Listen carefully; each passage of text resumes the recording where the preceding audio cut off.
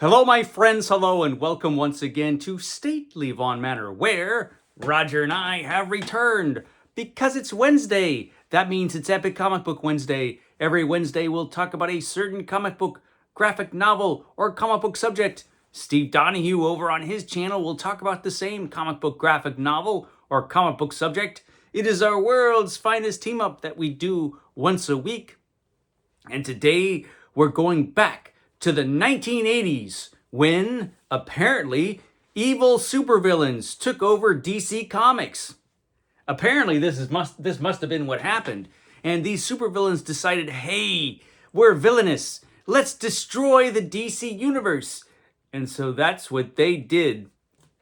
And they did it in a series called Crisis on Infinite Earths, which I will talk about eventually on Epic Comic Book Wednesday. We will talk about Crisis, but today we're not talking about Crisis, but we have to bring it up because this is the event where DC Comics decided to take the multiverse and squash it all into one universe. You know, they destroyed their universe and restarted it to give Superman a fresh start. John Byrne basically came in and was hired to do Superman. And he wanted to start Superman from the beginning. And so Superman's entire history was scrapped. And he started over with Superman. And basically they decided, hey, let's do that with everybody. And they did with varying degrees of success. And so they did this miniseries, which was written by Marv Wolfman, who did, I guess, about as good a job as you could do with it, and George Perez, who did do some fantastic artwork in the series. And it was interesting. This was an interesting series. Crisis on Infinite Earths. It was a huge success, so that now we are burdened with gigantic events in comic bookdom, like always, and have been since then. But this was a huge success for DC Comics, and it did jumpstart their line of comics. It just, wiped out a ton of history. How much history? Even they didn't seem to know. When they did this, unfortunately, they didn't plan ahead enough. There were a lot of unexpected side effects, or side effects that should have been expected that they didn't expect. And they made some changes with that had repercussions. And yeah, some of it just didn't make any sense. There were some changes that they made that made no sense. They didn't learn from this, by the way. The New 52, when they decided to do this all over again, was even worse. But this had some things that were like, what? So they destroyed their universe. And so after destroying their universe, they decided to come out with a mini-series that would kind of start things off again. And so they got John Byrne to do it, to do the artwork. And they came out with this. This is Legends. This was DC Comics Legends, which was a 6-issue mini-series, which came out after Crisis, which was kind of their attempt to reestablish their universe. It was their attempt to reestablish their universe, Legends. Now, as a miniseries, this was not nearly as good as Crisis. It had its moments, but it was mostly, I think it has to be admitted, Roger, this was mostly lame. And mostly, there were some things about it that were okay. John Byrne was tasked with doing the artwork on this. And he was also doing Superman at the time. And you got the distinct feeling that by the end of this, he just ran out of gas. He had a strong start with the art in this series. It started off strong. But by the last issue, it was just like he was literally drawing this comic book in his sleep. And you could tell. With the exception of one page, which was pretty good, which had to be good. Everything else was just like, he was just on autopilot, I think, by the end of this. Not so much at the beginning, though. So now Crisis has happened. We have a very vague idea about what DC Comics history is now. DC Comics actually had, and this is included at the end of this edition of Crisis, they actually decided to do a new, like a history book. So they came out with a couple volumes of the history of the DC Comics to kind of explain, okay, so this is the new history of DC Comics after we wiped out the old history, just so you know. But there was a lot of stuff that was not in that history of DC Comics that was left up in the air.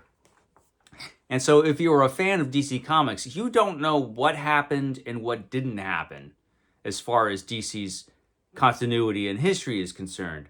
This was supposed to, I think, address that a little bit, but it only did it a little bit. And it also caused some new problems. Now, this starts off in Apocalypse with Darkseid. So, and artistically, this starts off strong. So we've got John Ostrander, who's the plotter. Len Wein was dragged in to write this thing. John Byrne is the penciler, and Karl Kesel, who's a really good inker, was brought in to ink it. And it starts off strong. The artwork is excellent in the beginning. Darkseid decides to plot against the legends of Earth, the superheroes of Earth. And he says, hey, I'll send down that jackass Glorious Godfrey down to Earth. And he's going to rile up the public against superheroes. And that'll bring down superheroes. And this series introduces or reintroduces a bunch of superheroes. And this first issue, the artwork on this first issue is pretty excellent. Here we have the Flash. Now, the Flash, Barry Allen, was famously killed during Crisis. He was a casualty of Crisis. And so this is the new Flash. This Kid Flash became the Flash. Wally West became the Flash. He's a slower Flash for some reason. DC Comics, when they decided to revamp their universe, made everybody weaker for some reason. I don't know. And one thing this series did was they brought back Captain Marvel in a pretty big way. And Captain Marvel, now known as Shazam, the magic word he says when he turns into Captain Marvel. This was the real Captain Marvel, by the way, as it says right there. Captain Marvel was brought back at this time to be a major player in the DC universe. And Captain Marvel is such a fun character that was awesome. It was really cool to get Captain Marvel back. And this sequence with Captain Marvel is excellent. Like I said, most of the artwork in this is pretty good. Now, when John Byrne starts to run out of steam, you can always tell the characters still tend to look good because he tends to draw really well as far as characters are concerned. But he starts to ignore backgrounds or starts to make really simple backgrounds. The kind of this page here looks like it took him about 5 minutes to draw. This is a 5-minute page for John Byrne. And so you see those pages start sneaking in. You can see it really, really pretty good here. There's no reason not to have backgrounds in this page. Usually, I mean, in comic books, when you have characters with no background, that is supposed to focus, you're supposed to be focusing on the characters. This happens all the time in comic books. But that's supposed to be, kind of the exception rather than the rule. John Byrne, here's John Byrne's floating head. John Byrne tends to do it when he runs out of steam, or when he doesn't have the time or the energy. He will draw a page with no backgrounds for no reason. And he has no reason. And you can tell he just needs to pump out that page fast. And you can see it in this. I remember when I was reading this the first time that I was surprised to see this. This is the Justice League. I assumed that the Detroit Justice League would just get wiped out of existence during the crisis, but they weren't. They survived the crisis. It took them a little bit of time to die, the Detroit era Justice League, but they actually existed in this version of the DC Comics universe after Crisis, and this is a pretty good drawing of them. John Byrne did good. This is the last you'll see of them in this series, because off screen they all, got wiped out, and that was the end of the Detroit era Justice League.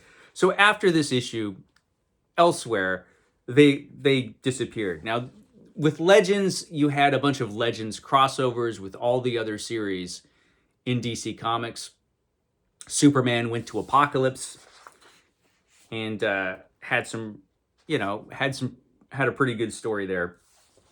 There's Glorious Godfrey in the guise of G. Gordon Godfrey, where he is now on Earth, riling up the public against superheroes. Look what Captain Marvel did. He killed this big giant guy. He didn't. It was all a trick. It was all a trick, Roger. But he's riling the people up against the superheroes. And, that nothing makes Darkseid happier, or, the people who run DC Comics happier than that. Now, we also learned some things in this series, like the Blue Beetle is now going to be, this is the original Blue Beetle, not the weird space alien Blue Beetle thing that you've got now. This is the original Blue Beetle. And the original Blue Beetle was a part of the DC Universe at this point. Pretty important part, actually, as it turned out. And he had his own series at the time. I rather liked him. Guy Gardner is, at the time, the Green Lantern of Earth at the moment. And we've got some of the Teen Titans here. Some of the Teen Titans make an appearance. And probably one of the most important things to come out of this is the Suicide Squad. The Suicide Squad becomes a pretty big deal and launches from this miniseries to their own, pretty successful, enduring series in the DC Comics, the Suicide Squad.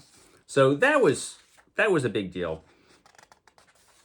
Robin gets his ass kicked and gets put in the hospital. The whole idea of dragging a little kid around with you when you're a superhero seems like a bad idea. It seems like this kind of thing would just be bound to happen. Bruce Wayne, he doesn't really learn anything, though. We've got a very 1980s version of the Black Canary show up. So basically, we have a bunch of superheroic stuff. G. Gordon Godfrey is riling up the public and continues to rile them up for 6 issues as the backgrounds mysteriously disappear for more and more pages. G. Gordon Godfrey seems to be riling people up in an alternate dimension here. What's going on? And where are they? I don't know. They're lost in some sort of strange, otherworldly Star Trek-like planet. It looks like from these pages. So you get more of that. And then you get, here is our heroes all showing up. Dr. Fate's like, here's our heroes. Now, this picture right here by John Byrne, again, this isn't bad, but it looks like it took John, with our very stiff heroes, with their very generic faces and expressions, it looks like John Byrne took about 4 or 5 minutes to draw this. This looks like it took him literally no time at all. He could have just cranked this out, in minutes. And I think he did. I think at this point, we're getting to the end of Legends. And I think he was just he was on autopilot. Oh, and did I forget to mention that Ronald Reagan is a guest star in this? Let's see if I can get some good Ronald Reagan scenes. Yeah, here's Ronald Reagan, and he's like, you know what? We're under pressure here, Superman. I'm going to actually outlaw superheroes. You can't show up in costume now. I'm outlawing superheroes because of the political pressure. I don't know if it's the right thing to do because, I have no idea what's going on in the world because I'm comic book Ronald Reagan, but that's what I'm going to do. I'm going to cave in under pressure. And Superman's like, whatever, Ronald Reagan. So by the end, G. Gordon Godfrey is riling everybody up. The superheroes all show up because they have to fight these apocalyptic robot dogs. That's how the series ends. All the superheroes fight robot dogs. They fight robot dogs with no backgrounds, pretty much. And so all the superheroes, let's all fight the robot dogs. And so they're fighting the robot dogs. And then one major thing, and you could be noticing during this whole thing, that the whole series, that one major superhero is not in this whole thing. Wonder Woman. Wonder Woman is missing in action during this entire 6-issue series. You're like, where the hell is Wonder Woman? Well, that is revealed to you very soon.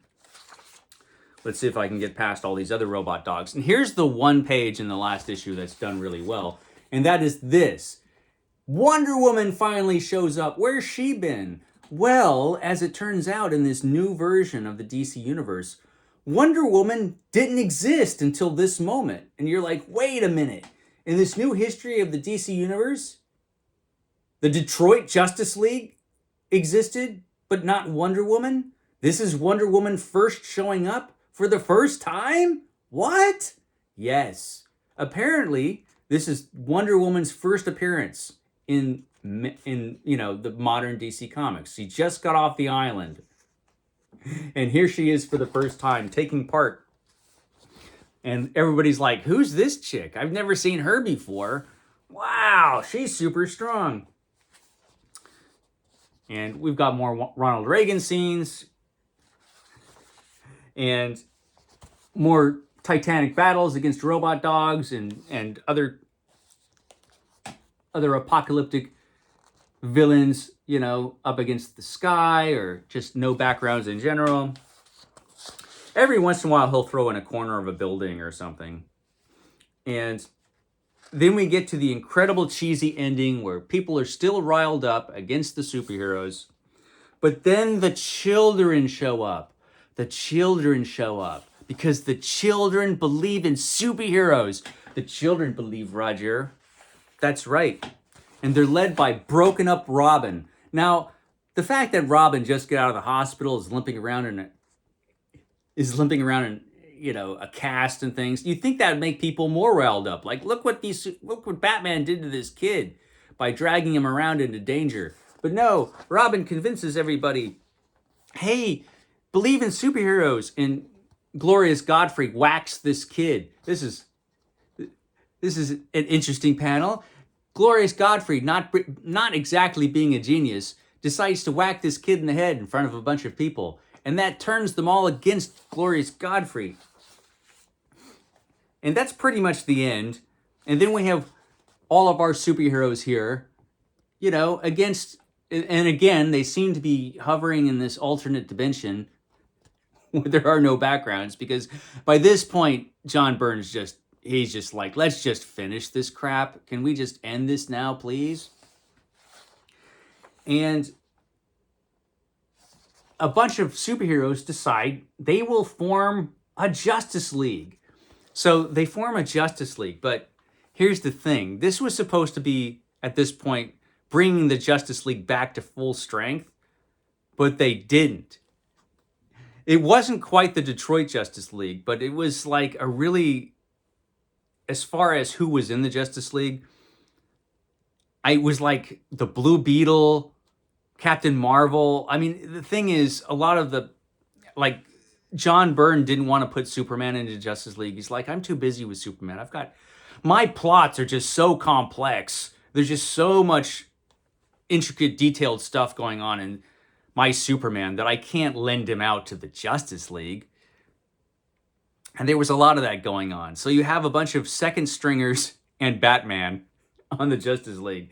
And you think it would have been terrible, but actually it was pretty great. The Justice League that came out of this was shockingly good. And we'll talk about that at another time. But the most troubling thing is, of course, the case of Wonder Woman. So Wonder Woman is a foundational superhero. There was a Justice League, apparently, that existed before the Detroit Justice League. But Wonder Woman wasn't a part of the team? That doesn't make any sense. She's a foundational Justice League member. So this confused me. So let's look at our history of DC Comics to find out what's going on with Wonder Woman and the Justice League. Okay, we're getting to the section in the history about the formation of the Justice League. Hey, where's Wonder Woman? There's no women there at all. Apparently, the Justice League was a Justice League where women were not allowed.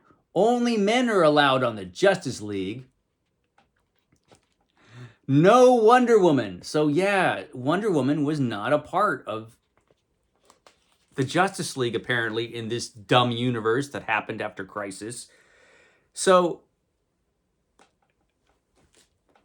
eventually, people started to complain about this, I think. And then they decided, oh, wait, there was a woman on the Justice League. It was, okay, if it can't be Wonder Woman, what other female superheroes that we have? It was Black Canary.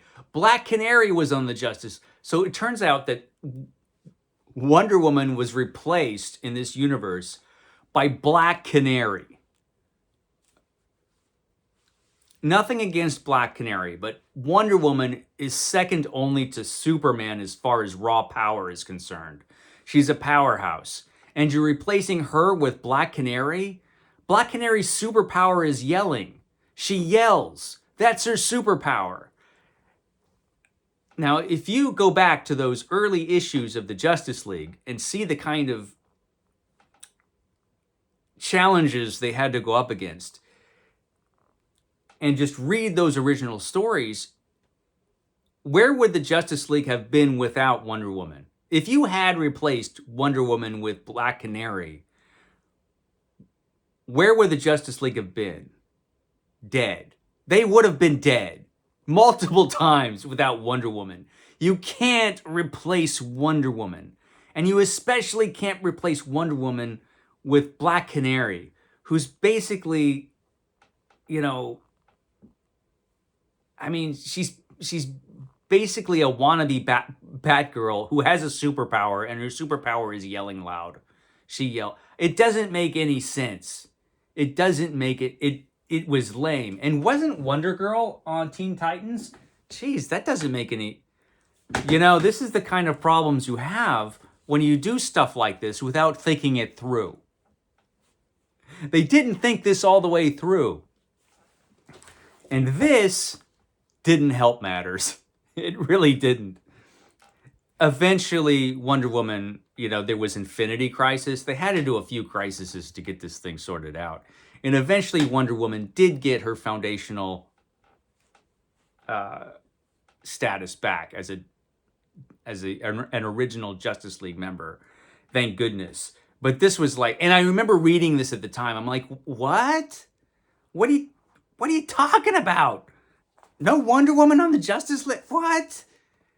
And even after this, she didn't join the Justice League because, they had big plans for Wonder Woman.